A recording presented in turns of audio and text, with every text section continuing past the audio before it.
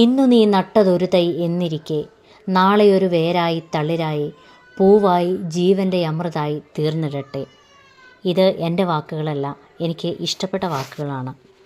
ചെടികൾ വളർത്തുന്ന ശീലമില്ലാതിരുന്ന എനിക്ക് ആദ്യമായി കുറച്ച് ചെടികൾ സമ്മാനിച്ചത് എൻ്റെ കൂട്ടുകാരിയാണ്. അവർ അമേരിക്കയിലേക്ക് താമസം മാറിയപ്പോൾ എൻ്റെ കുട്ടികളെപ്പോലെയായിരുന്ന ഇവയെ നല്ലപോലെ നോക്കണമെടീന്ന് പറഞ്ഞ് എനിക്ക് കൈമാറി. പിന്നീട് അങ്ങോട്ട് കിട്ടിയ ചെടികളെയെല്ലാം നട്ടു വളർത്തി. ഇതിനിടയിൽ വെള്ളത്തിൽ നീന്തി കളിക്കുന്ന ഒരു കൊച്ചു സുന്ദരി. ഈ ചെടികളുടെ പേരുകളോ ഇതിലേതൊക്കെയാണ് അകത്ത് വെക്കേണ്ടതെന്നും പുറത്ത് വെയിലത്ത് വെക്കേണ്ടതെന്നും അറിയാത്തതുകൊണ്ട് ഇടയ്ക്കിടയ്ക്ക് ഇവയെ മാറ്റി അകത്തും പുറത്തുമായി വെക്കാറുണ്ട്. ദേ 2 മുട്ടയും കൂടെ ഒരു കറിവേപ്പും. മേലേക്ക് വളർന്നു പൊന്തിയിട്ടുള്ള ഈ ചെടി തമിഴ്നാട്ടിൽ ചട്നി ഉണ്ടാക്കാൻ വേണ്ടി ഉപയോഗിക്കുന്നതാണ്.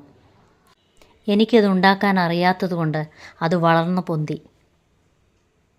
മണിപ്ലാന്റ്, കറ്റാർ വാഴ, മുല്ല, ഇത്ര പേരുകൾ മാത്രം എനിക്കിതിലറിയാം.